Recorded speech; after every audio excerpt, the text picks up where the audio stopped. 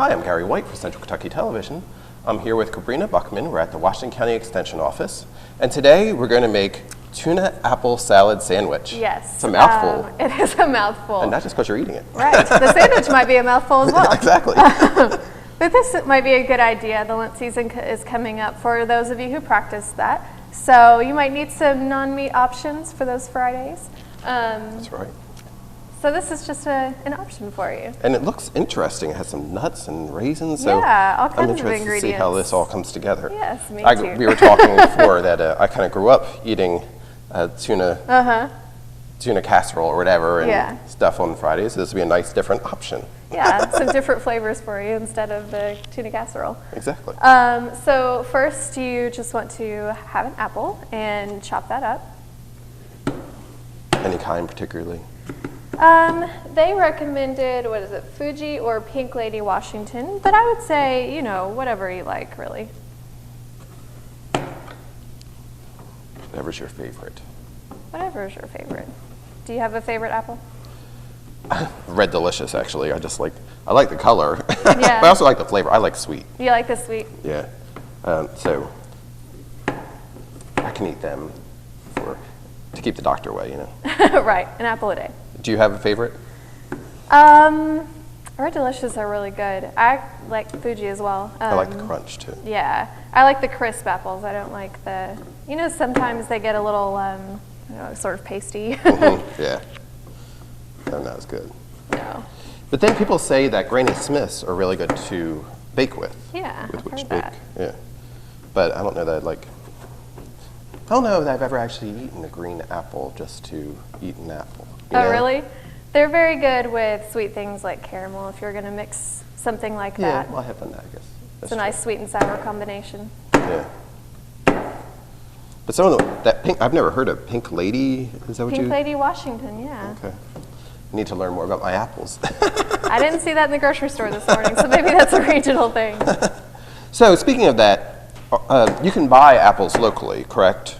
Sure. At certain times of the year, Yes, obviously. you right. know. So if you are going to make this at different times, you may want to investigate with the farmers market. Some apple vendors right. might be out there too that you can support. That's right. You absolutely want to support your local farmers if you can.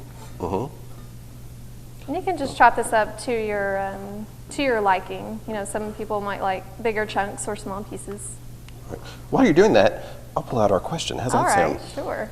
Every month, Sabrina and I have a question that we get asked, and this is a bowl that you could do with your family too. It's conversation starters. And I must say, we've learned a lot about each other through Exactly. And Sabrina has a list that you can put together, and when you're at dinner, you know, you can kind of pass the bowl around and ask different questions, or whenever. It's a nice little conversation, icebreaker, or what have you. So, today, the question is,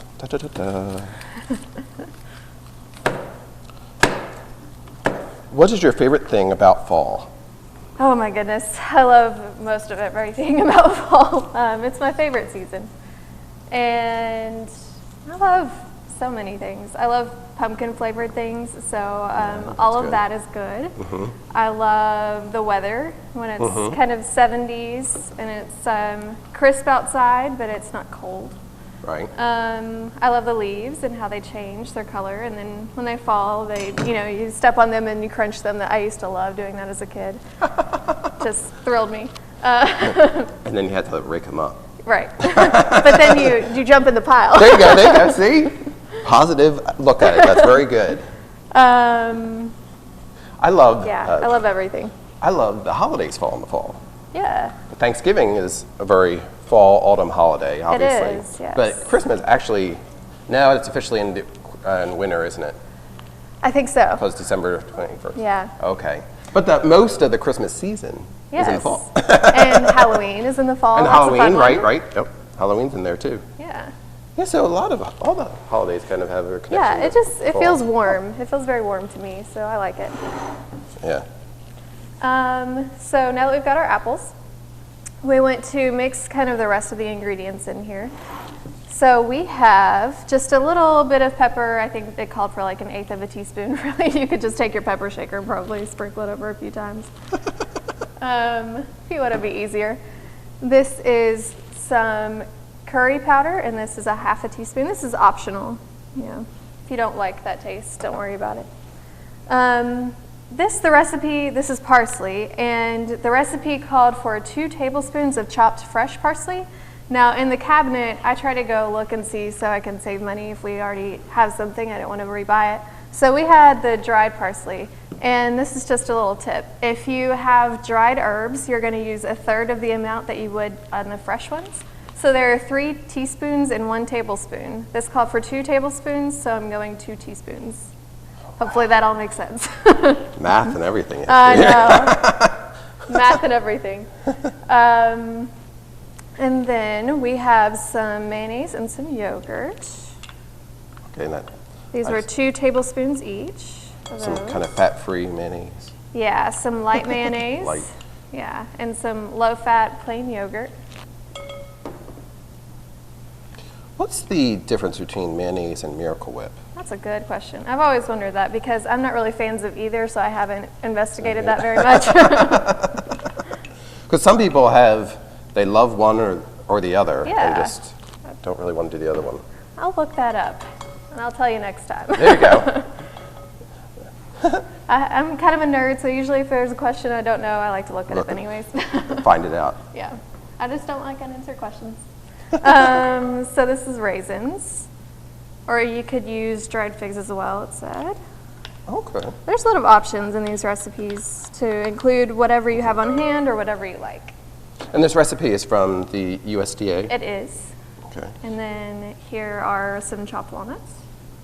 And I assume you can use various different nuts too if you have a preference there too. Yeah, so you want to give this a little bit of a stir before you add your tuna. Try to combine your ingredients somewhat. It's kind of looking a little bit like that Waldorf salad. I know, it reminded me of that. Which is actually, it was really good. It was really good. I was happy to have leftovers of that one. And the curry is an interesting component here that they're all pretty interesting components with the yogurt, the mayonnaise. Yeah. Yeah. Huh. So next, you just want to get 12 ounces of a light chunks tuna. So you want to drain that a little bit before you add it in. Now, how many people is this going to serve? This is going to make 4 servings. So 4 sandwiches, right? Right. Okay. And this is our tuna apple salad sandwich. You can get a copy of the recipe by contacting Cabrina, or if at whatever extension office they'll be able to help you find that recipe as well. And you can, I'm sure, look it up online through the USDA's website if you want to do so. And I must say this looks different than the tuna casserole that I grew up eating. Well, I think that's a good thing for your impressions of the tuna casserole. The apples really are prominent there. And the raisins. I've never had raisins in. Yeah, that's an interesting mixture of combinations. So now you're ready to make your sandwich, and you just get some whole grain or whole wheat bread. Another healthy option. Yes. And then, again, this is sort of optional. There's some folate in here if you want some lettuce to kind of sandwich this. And then you're just going to put a little bit of this mixture in your sandwich.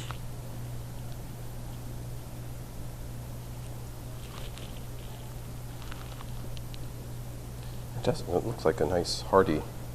Yeah, it looks pretty filling and got quite a bit of nutrients in here with all these different ingredients. Absolutely. So that is it. You just close up your sandwich and you're good to go. And this is the tuna apple salad sandwich. And again, contact Karina Buckman at the Washington County Extension Office or any of the Extension offices that can help you get that recipe. Yes. Thank you very much. Thank you. All right. This has been Gary White for Central Kentucky Television.